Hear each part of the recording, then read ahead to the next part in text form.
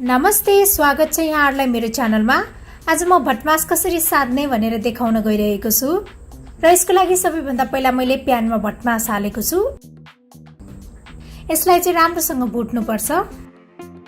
यो भटमास रेडी भइसकेको छ। यसलाई चाहिँ मैले एउटा बोलमा ट्रान्सफर गरिसकेको छु। त्यसपछि अब म यो गार्लिक स्लाइस हाल्छु, अनि यो जिन्जर स्लाइस, त्यसपछि यो चप्ड ग्रीन चिल्लीज, अनि बोइल गरेको टोमेटो, त्यसपछि रातो धुलो खुर्सानी, नुन स्वाद अनुसार। अब यो चप्ड अनियन पनि हाल्ने, अनि स्प्रिङ अनियन पनि हाल्ने। अब एउटा प्यानमा तोरीको तेल हाल्ने। अब म मेथी सीड्स पनि हाल्छु।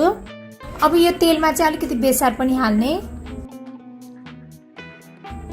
र अब यसले चाहिँ यो भटमास झार्न पर्छ। अब यो सबै चीजलाई एकदम राम्रोसँग मिक्स गर्ने।